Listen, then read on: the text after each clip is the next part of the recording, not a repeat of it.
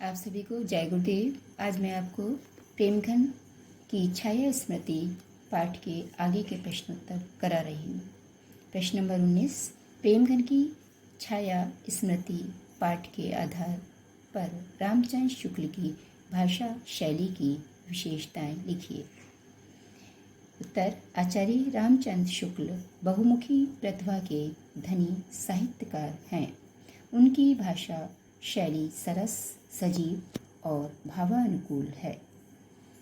प्रेमघन की छाया स्मृति नामक पाठ विवेचनात्मक शैली में है, जिसमें व्यंग एवं विनोद का पुट है। उनका शब्द चयन अत्यंत प्रभावशाली है। साहित्यिक खड़ी बोली में तत्सम शब्दावली का प्रयोग है।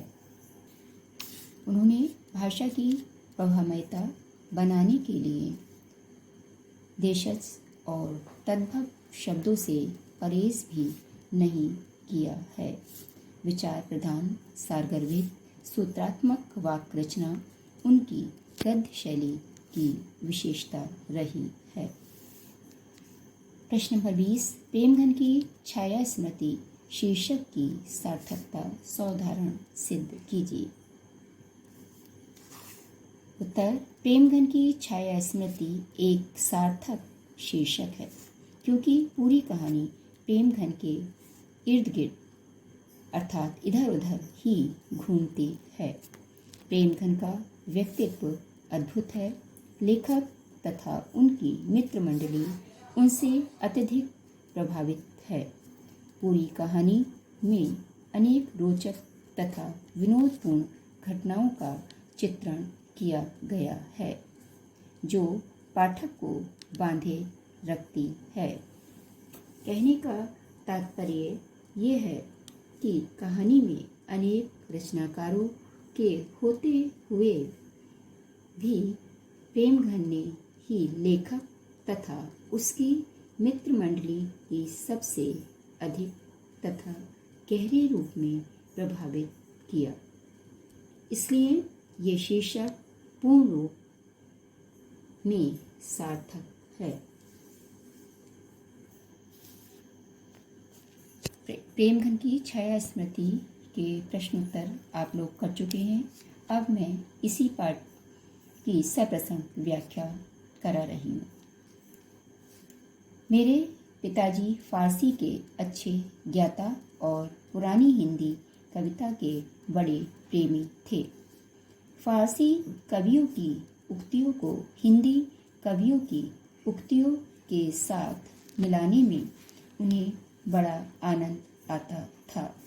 वे रात को प्रायः रामचरितमानस और रामचंद्र का घर के सब लोगों को एकत्र करके बड़े चित्ताकर्षक ढंग से पढ़ा करते थे। आधुनिक हिंदी साहित्य में भारतेंदु जी के नाटक उन्हें बहुत प्रिय थे। उन्हें भी वे कभी कभी सुनाया करते थे। जब उनकी बदली हमीरपुर जिले की राठ तहसील से मिर्जापुर हुई, तब मेरी अवस्था 8 वर्ष की थी।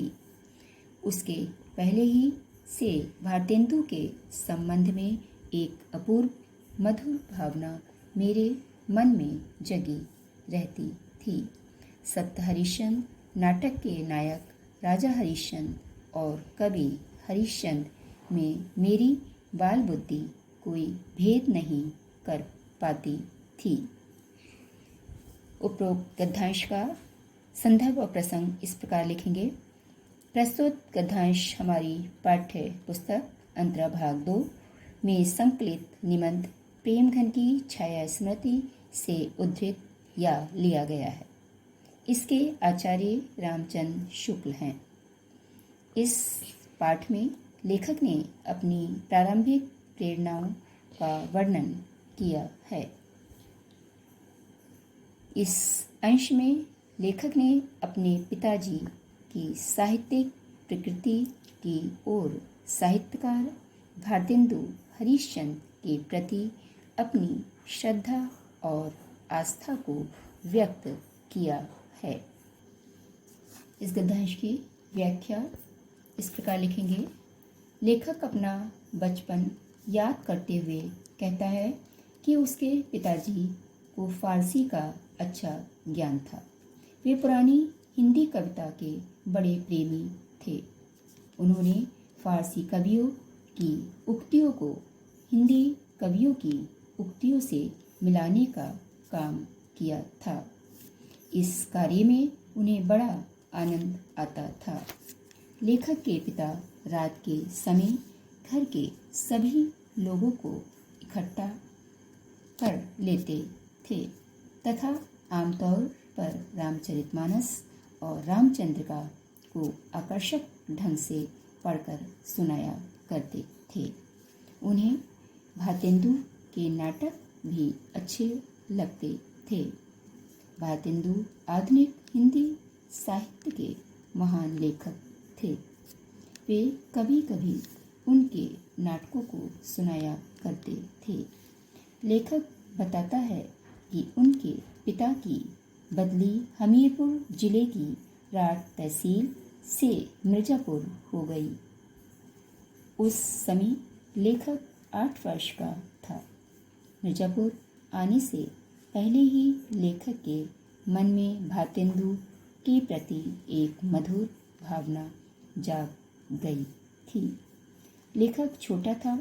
वह सत हरिश्चंद्र नाटक के नायक राजा हरिश्चंद्र तथा कवि हरिश्चंद्र में भेद नहीं कर पाता था।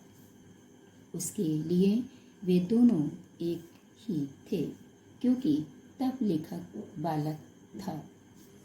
विशेष लेखक ने अपने पिता की साहित्यिक रुचि को रोचक ढंग से बताया है तथा प्रसिद्ध साहित्यकार भारतेंदु हरिश्चंद्र के प्रति श्रद्धा व्यक्त की है। नंबर 2, लेखक की बाल स्मृतियों अर्थात यादों का वर्णन है। नंबर 3, भाषा सहज व सरल है। नंबर 4, साहित्यिक खड़ी बोली में सशक्त अभिव्यक्ति है। नंबर 5, तत्सम शब्दावली होने पर भी बोधगम्य है। जय गुरुदेव।